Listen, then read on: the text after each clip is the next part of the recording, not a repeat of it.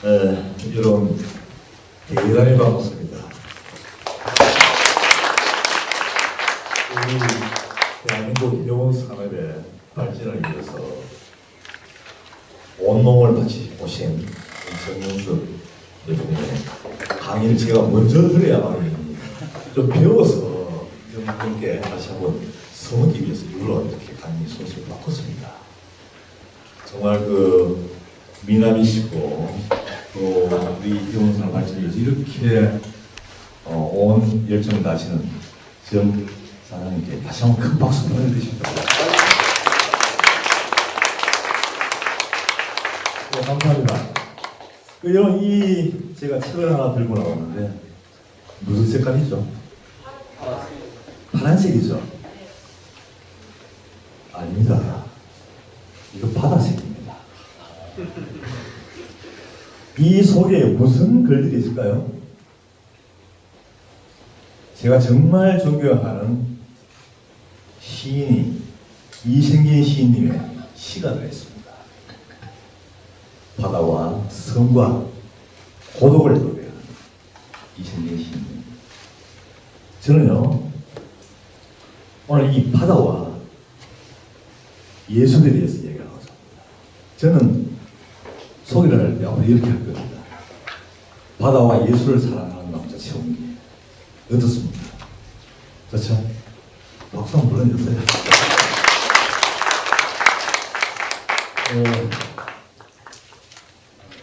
이 자리에 오기 전에 원고를 이만큼 써왔는데 보고 해야 될지 그냥 생각나는 대로 해야 될지 망설이지만 그렇습니다. 저는 바다를 탐구하는 학자도 아니고 또 해양인으로서 크게 성공한 그런 사람도 아니기 때문에 여러분들 같은 지식을 드리기는 너무나 부족합니다. 그래서 오늘 이 자리에서 지금까지 살아온 그 인생 중에 한 부분을 바다와 예술을 통해서 여러분께 소개를 한번 드리도록 하겠습니다.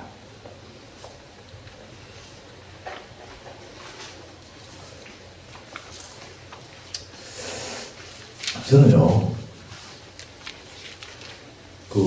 해양경찰이 61년의 역사를 갖고 있는데, 그 중에 34년을 해경을 위해서, 국가를 위해서 바다를 지켜온 사람입니다. 저는 바다가 있는 곳에서 태어나서 하루도 빠짐없이 저 넓은 바다를 지켜보고 또 죽음에 이르러서는 저 출렁이는 은빛 바다 그리고 잔잔한 음악을 들으면서 이 목숨을 마감을 해야 합니다. 왜냐하면 바다를 너무나 사랑하기 때문에 너무나 사랑해왔기 때문에 여러분, 과연 그 바다가 무엇이기 때문에, 무엇이길래 이렇게 바다를 사랑할 수 있었겠느냐, 이런 생각이 듭니다. 여러분, 바다가 없는 지구를 상상해 보셨습니까? 만약에 바다가 없다면, 우리 인간도 이 지구상에 존재할 수 없을 뿐만 아니라, 제 자신도, 또 여러분들도 그 존재 가치를 다음쯤은 잃어버리지 않을까 이런 생각을 합니다. 네. 자, 우리 바다 무엇이죠? 우리 정영섭 사장님께서는 여러 바다 가운데서 바다는 희로울이다라고 표현하셨습니다. 저는 바다는 해운이 굉장히 중요하죠. 그러나 그것보다 또 다른 무엇이 있을까? 네. 저는 해양환경공학을 좀 공부를 하면서 또 해양경찰에 근무를 하면서 바다의 유용성에 대해서 많은 생각을 하게 됩니다. 첫 번째, 바다는 우리 지구 기후를 조절해 주죠.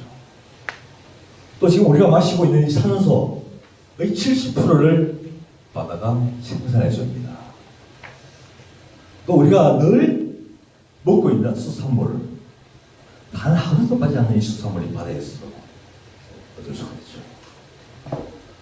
또 우리 대한민국의 해운 물류의 거의 97% 이상을 바다를 통해서, 해상 교통로를 통해서 문명과 문화를 우리가 이어받아왔습니다. 또 뭐 있죠? 무한한 에너지 자원이 되어 있습니다. 그 마지막에는 정말 우리가 바다를 통해서 휴식하고 휴양할 수 있는 그런 안식처마저도 우리는 바다로부터 얻고 있죠. 저는 해운 매우 중요하지만 또 다른 우리가 삶에 있어서 없어서는 안 될 존재가 바다이다. 이런 생각을 갖고 지금까지 살아온 것 같아요. 자,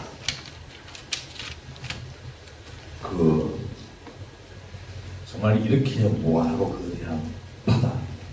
이 바다는 이 세상 모든 것을 품고 있더라. 모든 것을. 볼까요? 이 지상에 있는 모든 것을 바다에 쓸어 넣는다고 하더라도 그 바다의 깊이는 얼마? 2,800m가 남아있습니다. 그죠? 또 그 바다 앞에 온갖 수식을 한번 붙여봅니다. 폭풍의 바다, 고요의 바다, 희망의 바다, 용기의 바다, 황금의 바다, 칠흑의 바다, 또 생명의 바다, 죽음의 바다, 도전의 바다, 비운의 바다. 이렇듯 우리 인간이 살아가면서 느끼는 온갖 희로애락을 바다 앞에 붙여도 무엇 하나 받아들이지 못하는 게 없더라는 겁니다. 이렇게 모든 것을 다 받아들이는 이 바다는 정말 위대한 존재죠.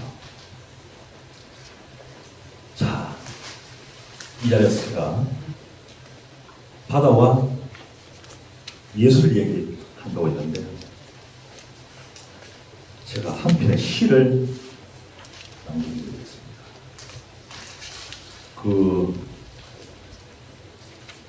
저는 해양인이라고 자부합니다. 여러분은 저보다 더 바다가 가까이 되어 왔습니다. 그죠? 해양인. 그래서 그렇게 쓰죠.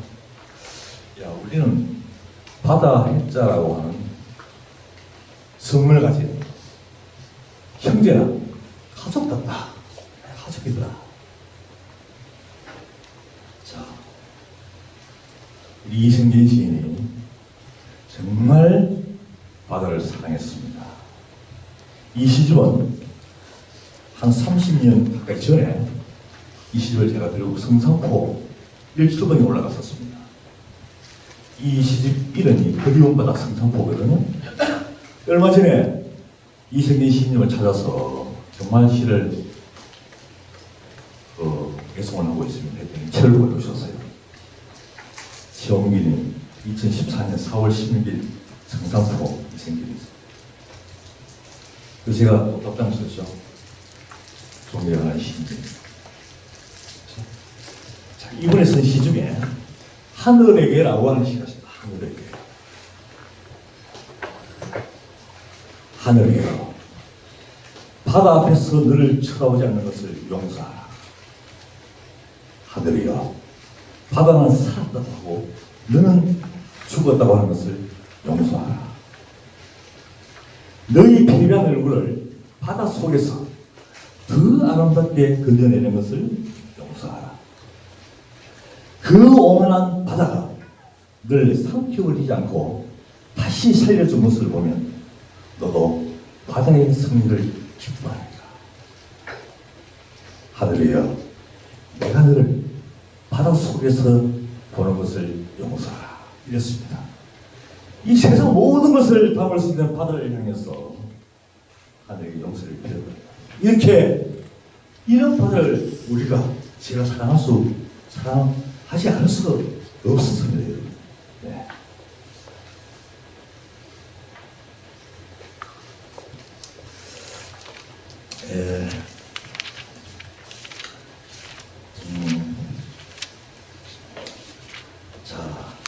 제가요, 이 바다를 사랑하게 된 동기를 하나 말씀드릴게요. 1992년도에 서울의 그 KBS 중앙라디오에서 전화가 왔어. 최홍기라는 사람을 인터뷰를 좀 해야 되겠다.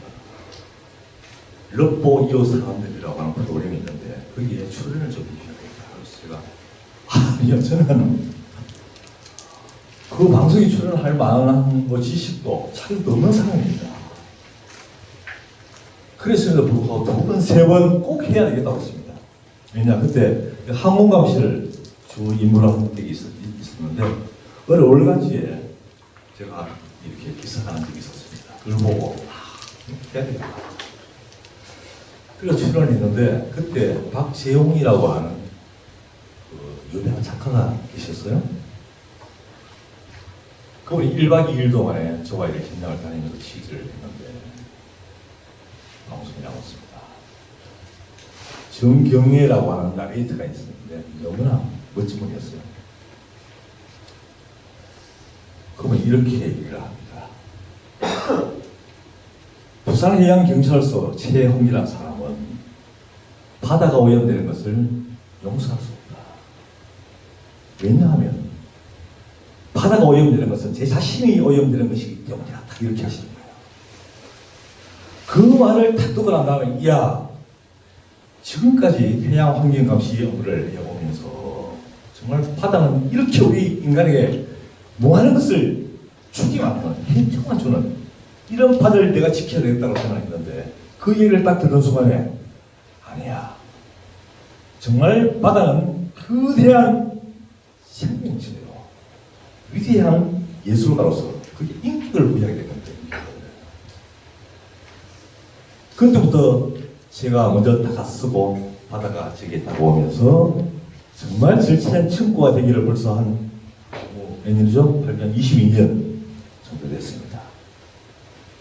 그때부터 바다를 더 아끼고 사랑하게 된 동기한테도 이렇게 말씀을 드립니다. 자, 여러분, 해양환경보호, 제 임무는 해양환경보호였습니다. 이 지구상의 약 70%를 차지하고 있는 면적 3억 6,100만 평방킬로미터의 그 넓은 바다죠. 그런데 불행하게도 지금 현재 전 지구 바다의 96%가 오염이 되어 있더라. 단 4%만이 원시 바다에 수질을 유지하고 있더라. 또 세계의 죽어가는 7대 바다 중에서 서해 바다가 두 번째로 오염이 심하더라.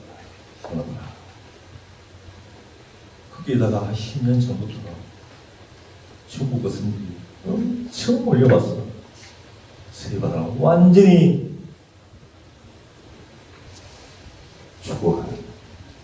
죽음에서 헤어날 수 없는 상태로 지금 변하고 있습니다.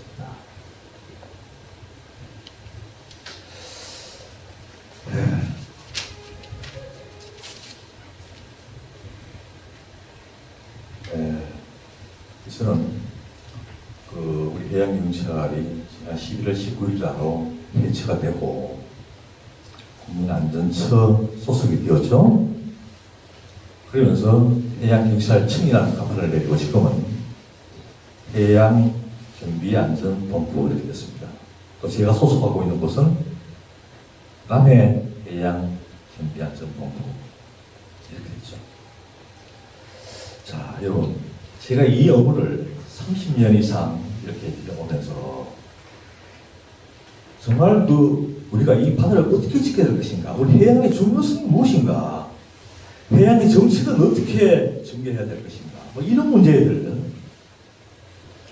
아마 이런 것들은 해양대학에 다니고 있다면 기초 교양 과목 정도로 다 배우고 있지 않을까 생각이 됩니다만, 간단히 몇 가지 말씀을 드리면은 바다 생명의 거론입니다. 그죠?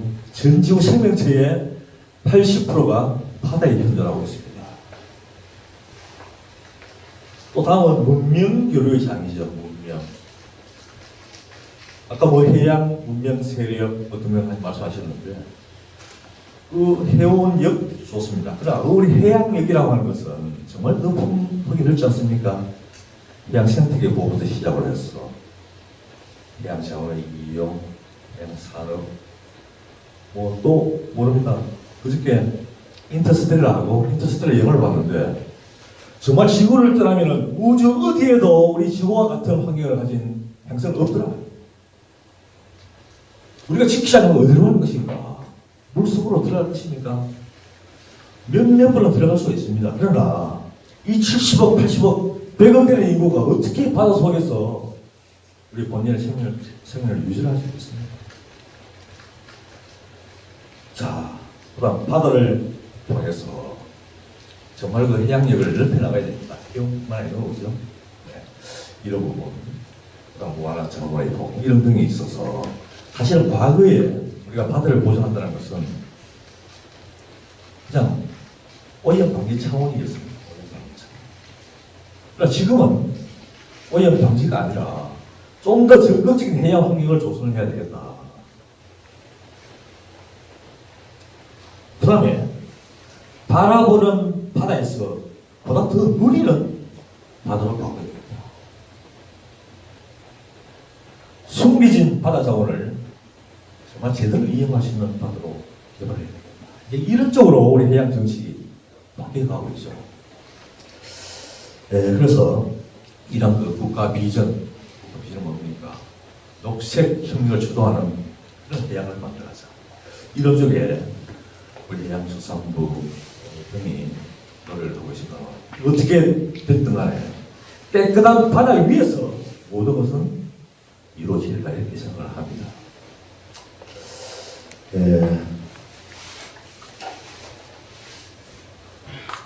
저는요, 해경에 34년 근무하고 있는데, 그동안에 14번을 공개 다녔습니다. 동해, 실, 남해.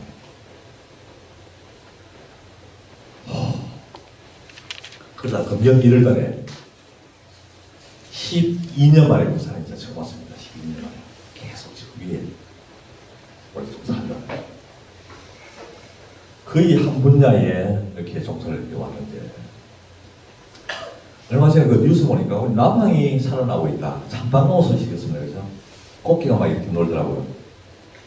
근데 사실 90년대 중반까지는 계속 오염이 심화되어 가고 있었습니다. 90년대 후반에 되면서 육상에 있는 하수종말 처리율이 한 80% 정도 이르면서 그때부터 맑아지기 시작했습니다. 또 1980년대 초에는 1년에 해양오염 사고가 한 400여 건이었어요. 이걸 막 10년, 20년 감시하고 단속하고 하다 보니까 최근에 와서는 250건으로 줄었습니다. 그만큼 지금의 바다는 정말 살기 좋은 환경을 바뀌고 있죠. 그래서 저는 해경에 근무를 하면서 처음에는 어떻게 하면은 이 오염 물질을 고의적으로 배출하는 행위를 좀 근절시킬 수 있을까? 또 이것을 제대로 추진하기 위해서 만들어야 할 부분은 무엇인가? 어떻게 규정이 나갈 것인가? 이런 생각을 갖고 오랫동안 근무를 했는데, 이제 우리 해상에 종사하시는 분들의 그런 인식이 점점 좋아지면서 자율적으로 그런 오염 물질의 배출도 스스로 자제를 하고, 또 사고가 발생되면 어떻게든 피해를 줄이기 위해서 1차적으로 또 이렇게 노력해 주시고, 이러한 과정을 거쳐서 지금은 대형 사고가 아니면은, 중대형 사고가 아니면은 고의적인 배출이 상당히 많이 줄어들어 있습니다. 그래서 요즘 우리 해경에서도 예방 지도과라고 합니다. 과거에는 감시과였어요. 감시과. 지금은 예방 지도과로 바꿨습니다. 어떻게든 그분들에게 좋게 이렇게 연결해서 그런 행위를 줄여나가도록 이렇게 부탁드리고 감사합니다. 이러다 보니까 사실 한 10년 전만 하더라도 해경에서 왔습니다. 선박조직공사 왔습니다 하면 아휴 귀찮아 죽겠네. 뭐 와서 뭘 단속하려고 있냐. 1년에 1000건 내지 2000건을 단속해 왔으니까요. 지금은요. 아이고 이거 이렇게 하면 안 되죠. 자 이런 거 잘 작동하고 계시죠. 예 이거 뭐 이렇게 해주시면 얼마나 좋겠습니까? 이렇게 좀 보완해야 될 부분은 어떤 부분이 있습니다. 해양시설 같은 경우 역시 마찬가지입니다. 큰 드럼은 SK, SOL, GS 카텍스 가서 보면은 과거에 가면은 막 장갑이 그냥 기름 묻은 장갑이 기반이 떨어져 있긴 했습니다. 그 기름을 주고받는 그 송영 그 밑에 보면은 막 기름이 바닥에 쫙 떨어지고 있습니다. 한때는요, 그런 데 가서 공장장, 상무, 무슨 부장, 과장 다 모여 2박 3일 동안 작업을 해서 자 이런 지적이 있는데 이것은 용서하지 못하겠다. 이것은 개선하라. 이런 식으로 5년, 10년 하니까 지금 굉장히 잘하고 있습니다. 아무튼 저희들이 그런 해원 선박 또는 해양시설 이런 쪽에 정신적으로 어쩌면 많은 피해를 줬을지 모르겠지만 그런 과정이 있었기 때문에 지금은 자율적으로 스스로의 방해할 수 있는 그런 분명히 회사장이 생각을 합니다. 근데 문제는요, 여러분들 잘 아시는 그 2007년도 허위 스플릿 사고 있었고, 올해 들어와서도 GS 칼텍스 송유관 파공사 파열 사고, 또 부산 여기 남유도 앞바다에서 반딜리스 에로 충돌 사고 이런 일이 있었습니다. 허위 스플릿 사고 뭐 말할 것도 없지만 당시에 얼마나 많은 피해가 있었습니까? 그때 당시만 하더라도 우리는 나름대로 해양오염에 대한 방역 능력을 갖추려고 일을 써왔지만 막상 그 초대형 사업을 당하고 보니 너무나 부족하다는 얘기입니다. 그래서 그때부터 국가 긴급 계획을 만들고 방역 대책 본부를 만들고 뭐 방역 기지를 만들고 이렇게 해서 엄청난 발전을 이제 이루기 시작을 했는데 막상 또 올 1월 31일 날, 30일 날 여수 그 GS 카텍스에 오이산 사고 탁 터지는 거 아닙니까? 올펜스라는 것이 이렇게 유출된 기록 확산을 막는 것인데 유출량이 너무나 많다 보니까 이걸 위로 넘어서 밑으로 넘어서 다 새 나간 겁니다. 그래서 거의 한 2개월 동안에 꼬박 방위 작업을 했습니다. 거의 원상이 6을 시키는데 여러분 제가요 이런 거 해양 환경 보존 업무를 하면서 가장 애로가 무엇인가 하면 해양오염 방지라고 하는 것이 정말 너무나 어렵다. 2012년도에 멕시코 말에 디프라이즌 송강 파공 사고 파이어 사고 생겼을 때 약 4개월 동안 100만 킬로리터의 기름이 유출됐습니다. 원유가. 그 미국도 100만 킬로리터 중에 겨우 10만 킬로리터 정도밖에 회수 못했습니다. 90만 킬로리터 다 적발되고 분산되고 해안에 부착되고 있습니다. 저는요 34년 동안에 그때 당시 삐삐가 뭐 옛날에 삐삐가 있었고 삐삐 있는 시절부터 지금까지 단 하루도 이 전화기를 내 머리 곁에서 떼본 적이 없습니다. 24시간 비상대기를 하고 있습니다. 저뿐만 아닙니다. 지금 이 시간에도 해양본부는 3분의 1이 해상에서 근무를 하고 있습니다. 그런데 이 기름이라고 하는 것은 굴뚝에 난 연기하고 비슷합니다. 화재가 발생되거나 유해물질이 발생되면 육상에서 불 됩니다. 그죠? 유해액체물질 바닥에 흘러진 거 중화시키고 그때 넣으면 됩니다. 그러나 이 바다라고 하는 특성은 움직여 나갑니다. 바다가 생명체라고 했듯이 해상 유출된 기름은 기름 자체의 중력 플러스 바람의 속도, 강함, 또 해조류의 속도 뭐 이런 것 때문에 불과 1시간이면 수백만 킬로미터까지 확산되어 버립니다. 그런데 이 사고라고 하는 것이 바로 뭐 북한 5보다 훨씬 나는 게 아니고 남양주도 뭐 동남방 15마일 해상, 울산 동방 뭐 9마일 해상 이러버리니까 또 새벽 밤 12시 뭐 새벽 3시 뭐 이러버리니까 현장까지 출동하는데 최소한 30분에서 1시간, 2시간을 가야 되는데 그때 가면 벌써 기름은 수 킬로미터 흘러가고 있습니다. 우리 동해 남해 바다는요, 1시간에 뭐 한 2km밖에 안 나오는 사실. 그런데 서해 쪽에 가면 7km, 8km 가버려요. 기름이라고 처음에 두께가 한 10cm가 된다고 하더라도 시간이 지나면서 1cm, 0.1cm 이루어져 버리면 회수가 이루어집니다. 아무리 좋은 유해소 장비가 있다고 하더라도 그 효율이 10% 미만입니다. 거기다가 파도 있죠. 야, 정말 완벽한 해양의 방지란 무슨 것일까? 전 세계 어느 나라를 보더라도 평균 15% 정도만 회수를 합니다. 경우에 따라서는 95% 이상 회수한 적도 있습니다. 실제 제가 97년도에 해양대학에서 해양경찰학 학생들을 대상으로 해서 잠깐 이렇게 얘기한 적이 있는데 바로 그 전에 남북민 방파제에서 4,000톤 그 배가 돌풍이 밀려서 자초가 됐는데 거기에 기름이 한 450톤 있었어요. 제일 먼저 제가 달려갔습니다. 가니까 냄새가 나기 시작했습니다. 바로 우리 부산 지역에 있는 모든 방계장으로 동원을 시켜서 3단으로 이렇게 펜스를 설치를 해서 그 기름이 밖에 나가지 못하도록 차들어가 내놓고 한 열흘 동안의 기름 횟수를 작업을 했는데 450톤 기름 중에 거의 한 5km 빼고 완전히 횟수를 다 한 적도 있었습니다.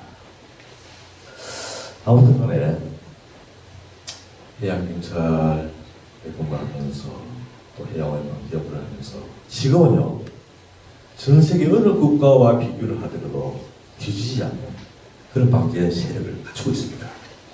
그러나 여러분들께 이 자리에서 빌어서 꼭 한 가지 말씀드리고 싶은 것은 언제 어느 때 얼마나 양의 기름이 어떤 기름이 나올지 모르기 때문에 그 기름에 대한 완벽한 방제는 전 세계 누구도 할 수가 없다. 그러나 우리는 최선을 다한다. 국민안전처가 시험이 발족되면서 골든타임 이행이 화두가 됐습니다. 어떠한 경우라도 30분 이내에 초동 조치할 수 있는 태세를 갖추자. 지난 1월날 안전처 장관이 출근을 해서 소방안전본부장 어디 있죠? 오늘 지금 출근 안 했습니다. 그래요. 해양안전본부장 어디 있죠? 지금 아직 집에 계신 것 같습니다. 이 사람 지금 내가 봤는데 1월날 뭐 쉰다고 따기를 한번 던졌어요. 그런데 어떻게 됐습니까? 내일부터 8시 20분에 전국 지휘관들이 다 모여서 화상회의장 매일같이 토요일 일요일 없이 매일같이 저기 장관부터 본부장부터 지방본부장 지방의 해양경찰 해양안전서장 그 밑에 과장 회장 어떻게 됩니까? 이렇게 우리는 긴장된 근무를 하고 있고 그것이 바로 바람직한 일인지 모르겠지만 어쨌든 대한민국의 안전을 보수하기 위해서 애쓰겠습니다.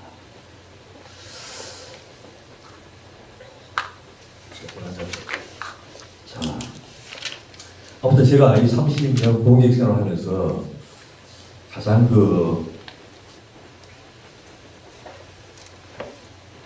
전성기라고 할까요? 보람이 있었던 시기는 2011년부터 한 3년 정도인데요. 그때 제가 그 본청에 해양경찰 연구소장을 했습니다. 연구소장이라고 하는 직책은 해양 환경뿐만 아니라 해양에서의 어떤 안전사고 예방은 물론이고 해양경찰 활동을 지원하기 위한 연구 개발을 했었습니다. 한 3년을 하면서 한 20여간 특허를 얻었어요. 기술을 해서 이런 것들이 국가 발전에 해양 안전에 도움이 되는 일이 있지 않는가 그런 시절이 있었는데 어쨌든 저는 이런 그 바다를 원래 그의 모습의 바다를 자꾸 지키고 하기 위해서 노력해요. 이것이 바로 제 자부심이요, 불안이라고 이렇게 생각을 합니다. 자, 두 번째요.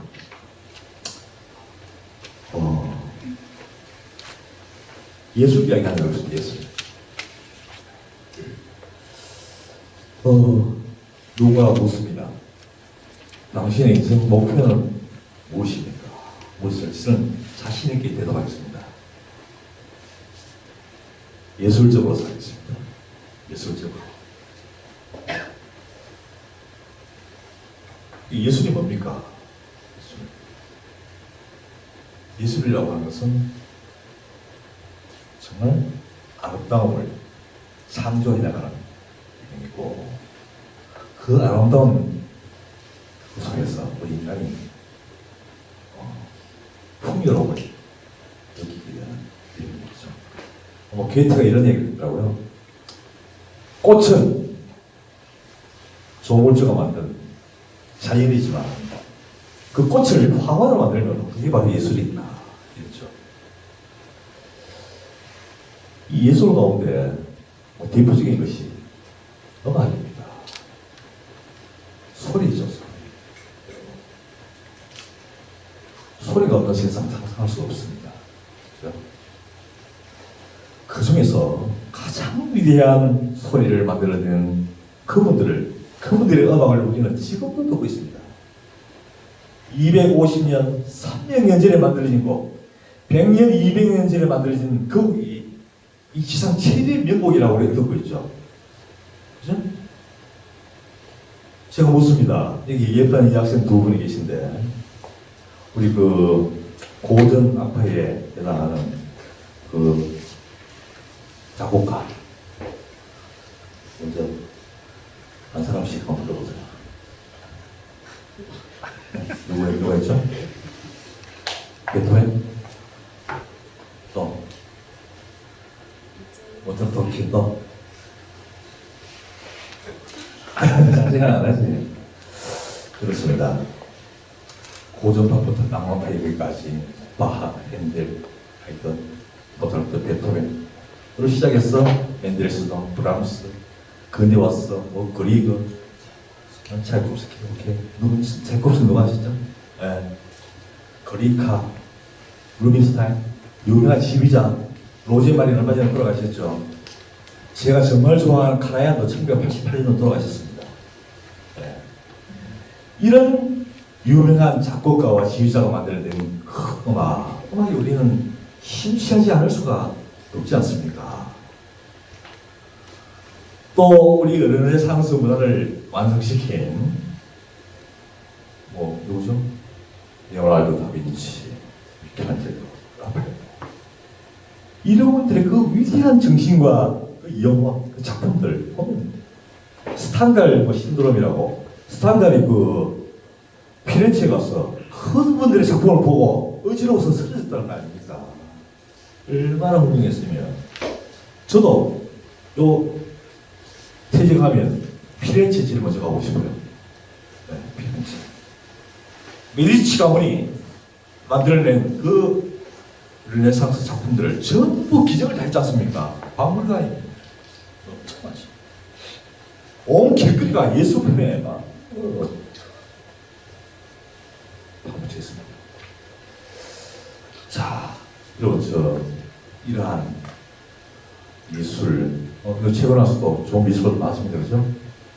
그 중에 저는 호를 참 좋아합니다만, 모네, 요새 갖고 있는 미로, 피카소, 르노아르, 동경에서 정말 훌륭한 미술가들이 많습니다. 자, 저는 이분들의 영혼을 담고 싶다는 얘기입니다.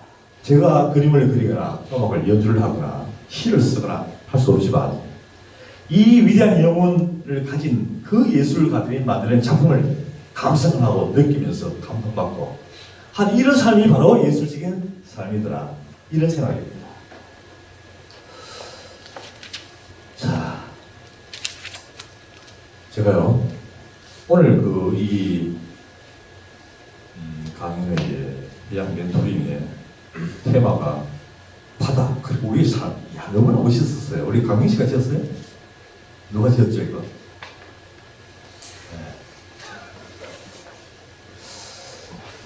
저는요,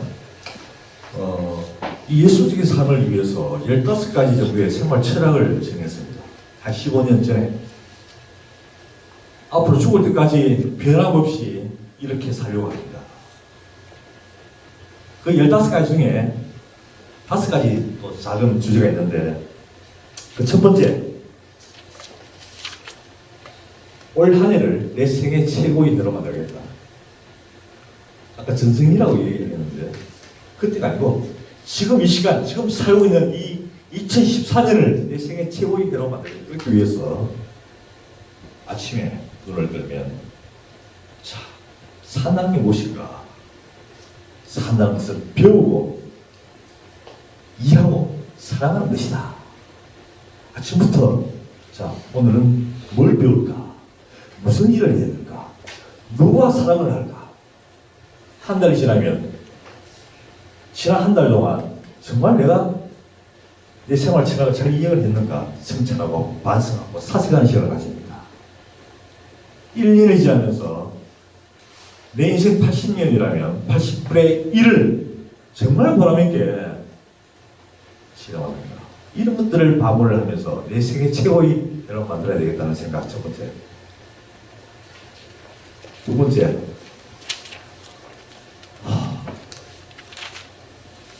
그리고 정확하게 말씀드리기 위해서 보고 이야기했죠.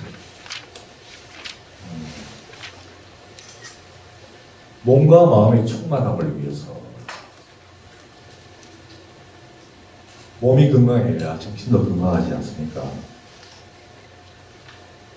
몸의 건강과 마음의 풍요 그리고 인육간의 조화를 이루기 위해서 또 정신이 주인이 되는 삶을 위해서 정말 고귀한 인품과 인격을 갖춰야 되겠다. 이런 생각을 하게 됐습니다. 세 번째, 세상과 아름다운 조화를 만들겠다. 세상과. 그러기 위해서 가정과 직장과 사회생활은 어떻게 할 것인가. 가정적으로 정말 세상에서 가장 행복한 가정을 꾸리고 직장에서 정말 공무원으로서 모험적인 국가관을 가지고 일해야 됩니다. 이 사회 늘 경험하면서 기쁨을 나누겠다. 이런 생각입니다. 또 네 번째, 삶의 가치를 높이기 위해서 뭘 할 것인가? 독서, 좋은 책을 찾아야 되고요. 다 읽을 수는 없습니다. 그죠? 지금 이 시간에 내게 필요한 책이 있습니다. 그죠? 그럼 자연과 한몸된 듯이 살겠다. 예술, 그 위대한 영혼을 어떻게든 닮아가기 위해서 그분들을 만나야 됩니다. 금강철 선생님도 만나고, 또 김만식 선생님도 만나고, 이종상 선생님도 만나고, 그런 예술가들을 만나고 스스로 찾아가서 선생님 너무 존경합니다. 가까이서 한번 뵙고 싶습니다. 이렇게 해서 각 분야의 이런저런 예술인, 문학인들을 만나고 보니 정말 그분들 만나야 될 때마다 마음이 뿌듯합니다. 공리를 마치면 제가 가서 디프리트 해드립니다. 책임지고 하면. 마지막으로 인생의 멋과 생활의 맛을 누리기 위해서 해야 될 것이 뭔가. 제가 여러 가지 취미생활을 하고 있습니다만, 취미생활, 이 취미 활동을 좀 더 전문적으로 갖고 나가자. 그다음에 질제하는 자유, 세심정언, 중용지도, 목계지도 이런 것을 통해서 자아를 다시 발견하고 실현하고 성숙시켜 나가는 고민을 계속해야 된다. 이렇게 해서 한 15가지 정도를 생활 철학을 딱 만들어 놓고 일판 밑에 딱 떨어놓고 집에 가면 식탁 앞에 붙여놓고 지갑 안에 프린트해가지고 넣어다닙니다. 내가 잘하고 있는가. 한 15년 좀 하니까 비슷하게 가는 것 같아요.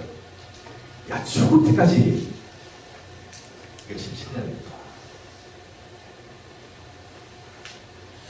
자, 여러분, 여러분의 그 인생의 목표는 무엇입니까? 목표는 거창할 수도 있지만 바로 내일 앞에 졸업을라고 생각합니다. 자, 내가 어디로 진출할 것인가? 어떤 회사로 갈 것인가?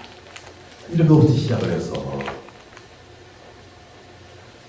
정말 곰곰이 고민해보는 그런 시간을 가져봤습니다. 저는 지금까지 살면서 이 청춘은 무엇이었느냐? 이 청춘은 뭐냐? 누가 물었을 때 내 청춘은 바다이더라, 바다. 저 세상에 가서도 바다로 가자. 바다가 없으면 이 세상에 다시 오자. 이것도 이승민 시인이 쓰신 말인데 정말 바다가 없는 세상은 내가 없는 세상은 똑같다는 이런 마음이 들 정도로 죽을 때까지 하려고자 합니다. 자, 여러분, 이 세상에서 가장 중요한 단어가 뭐죠? 아쉬웠나? 왜냐? 내가 없으면 강민 씨도 없고 우리 정명수 사장님도 안 계시고 이 자리에 계신 모든 우리 바다 가족들이 없는 겁니다. 내가 없으면 세상이 없는 거죠. 모든 것은 나를 중심으로 있는 것이고 나를 위해서 정말 그 진정한 자아를 실현하는 것이 우리의 삶의 목표가 아니겠는가 그래서 봅니다. 아무튼 저는 오늘 이 강의의 초청을 받으면서 오늘 내가 멘토로서 무엇을 이야기해 줄 수 있겠는가 처음에는 내가 당연히 거절을 했습니다. 그러나 이 후배님들 또 우리 정주하신 분들을 만나뵈면서 내 사랑은 이야기 정도는 할 수 있겠지 라고 해서 이 마음으로 이야기해서 얘기했습니다. 아무튼 저는 이 공직 생활을 하면서 하나같이 정말 국민과 국가를 위한 일이 무엇이었나 이 일념으로 살아온 것 같고 지금부터 살아야 할 인생은 정말 아름다운 예수와 같은 그런 삶을 살기 위해서 새롭게 하나하나를 발견해가면서 누리면서 나누면서 이렇게 살고자 합니다. 이 귀한 시간에 정말 좋은 말씀을 드리지 못하고 시시글렁한 제 얘기만 들어서 좀 죄송합니다만 어쨌든 여러분들과 저는 해양에 유역한 가족, 형제처럼 이렇게 지냈으면 좋겠습니다. 저 해양대학 정말 사랑하거든요. 네. 그 산등성에서 바라다보는 그 학교 전경이 너무나 좋고 새벽에 일어나서 해 뜨는 거 보려고 그 50대는 기령한 옆에 가서 바다에 떠오르는 태양을 바라보면서 기운을 넣고 그랬습니다. 자, 감사합니다 여러분. 오늘 이 귀한 시간에 같은 사람 초청해 주셔서 이렇게 만나 뵙고 있어요. 정말 감사합니다.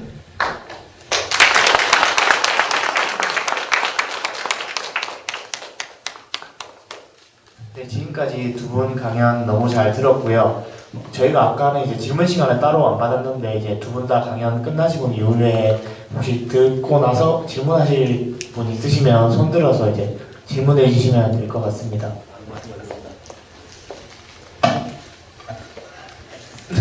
네, 건강히 마이크.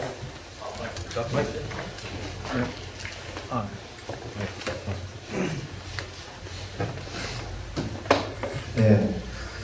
두 분의 강연 정말 잘 들었습니다. 그리고 앞으로도 이런 강연을 두 분을 다시 또 초청을 해서 들을 수도 있고 또 다른 분들의 강연을 앞으로 또 이렇게 학생들에게 전달할 수 있도록 노력하도록 하겠습니다. 네, 제가 궁금한 게 있었는데요. 두 분의 얘기 중에서 공통점도 발견을 했었고요. 그런데 공통점은 제가 나중에 글로 텍스트로 올리도록 하고요.